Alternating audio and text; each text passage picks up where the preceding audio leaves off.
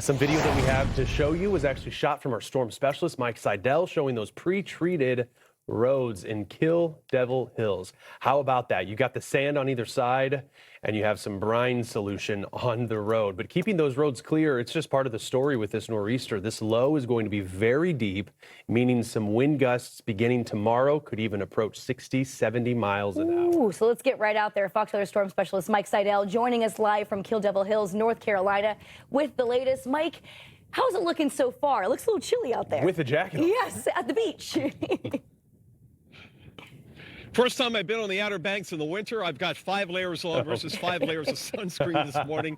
Yeah, the sun is up. Temperatures are around 30. They're going to stay right at or just above freezing today.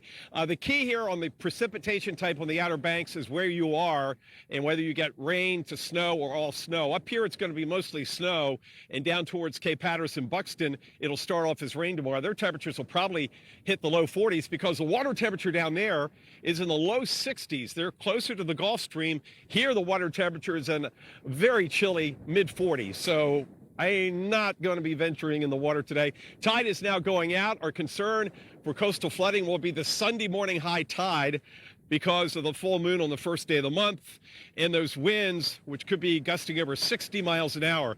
So let's time it out for you.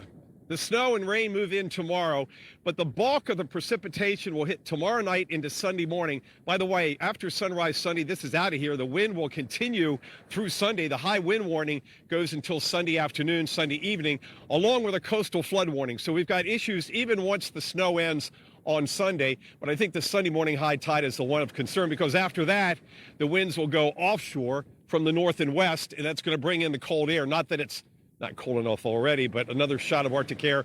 Temperatures here on the Outer Banks on Monday morning will be down in the low 20s. This is a cold storm. It doesn't usually snow this much on the Outer Banks because of the Gulf Stream, and the temperatures tend to be warmer. And it rains here and it snows back inland, generally off to the west of I-95. So we have that issue. The winds gusting over 60 miles an hour. That could knock out power, and could be some minor damage. Could blow some shingles off some of the condos and motels down here on the beaches. You go inland a little bit, the winds will back off to wind advisory level. That's gust 40 to 45 miles an hour. So we've covered the wind, the tides, the coastal flooding, and the snowfall totals, and we're going to be here for the entire storm.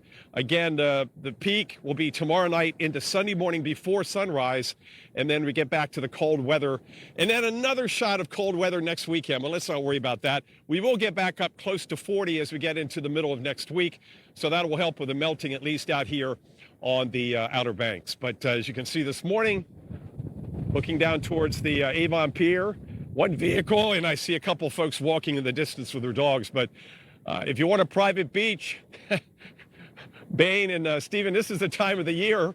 I got the whole beach to myself, and I can't imagine why with wind chills down around 20. I can't imagine why either. It's not like you're wearing a thick coat, winter I have coat. 5 layers on. Gosh, Mike, you had mentioned a lot of these alerts, and just looking at them from the Weather Service website, I mean, they are stacked. High wind warnings, coastal flood warnings, Yes. you had mentioned it all. And then to boot with the extreme cold watch, which air is going to be even colder as this saying departs. I am wondering, just your thoughts, blizzard warning, could we add that to the list of alerts we have already? We could very well do that. Remember, 3 consecutive hours, wind gusts 35 miles an hour or higher, and visibility a quarter mile or less in snow or blowing snow. So that is definitely possible, and that would be the late Saturday evening time frame through, say, 3, 4 a.m. Sunday morning, and then again, this rips out to sea. By the way, I did forget one. A high surf advisory. Yeah. That goes in tune with the flood watch, but the breakers out here will be running up to 10 to 12 feet out here. Right now we've got 2 to 3 footers, and it is, not a bad morning if you layer up. The sun is out and the days are getting longer. And by the way, February 1st, you know what that means? One more month of meteorological winter.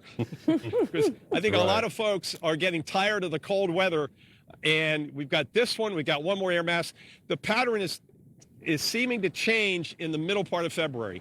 And it gets warmer, at least back in parts of the East Coast, and it got stormier out west. Got some friends going out skiing. They can't even buy a flake of snow from the Rockies to the West Coast in recent days, and in the next week or so, very little, if any, snow or rain on the West Coast, except for the Pacific Northwest, because of the big ridge and then the big trough where we're sitting, sucking down that Arctic air. And you know, I don't mind cold weather, but when I go back to Georgia, I really don't want it 5 or 6 degrees. And I know that's a first world problem because we have all those people still without power in Mississippi, in the deep south, and another cold shot coming in. But you know, those crews are working as hard as they can through a very tough situation with all that tree damage. We just need the pattern to flip, to your point, Mike. Snow in the Rockies, get that back. You know, get some rain into California. It's been pretty dry. Things are heating up in LA. So I want to warm up over here. We're waiting for it. We're waiting for it. Staying positive out there. We're going to be checking in with you, Mike Seidel. Thanks again for joining us. We'll check in with you later on.